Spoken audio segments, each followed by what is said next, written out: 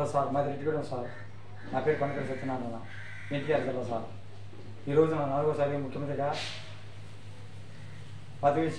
బాధ్యతలు చేపడుతున్నటువంటి గౌరవనీయులైన పూజనీయులైన నిరాడంబరులైన నారా చంద్రబాబు నాయుడు గారికి, అలానే పవర్ స్టార్ పవన్ కళ్యాణ్ గారికి ఉప ముఖ్యమంత్రిగా పదవి బాధ్యతలు చేపట్టనున్నటువంటి అలానే నారా లోకేష్ గారికి, అలానే మన ప్రధానమంత్రి గారు అయినటువంటి మోడీ గారికి, అలానే మెగాస్టార్ చిరంజీవి గారికి, సూపర్ స్టార్ రజనీకాంత్ గారికి, వాళ్ళ కుటుంబ సభ్యులందరికీ, అక్కడికి విచ్చేసినటువంటి గన్నవరం దగ్గరలోని కేసరపల్లి దగ్గర ఈ ప్రమాణ స్వీకారం జరుగుతుంది సార్.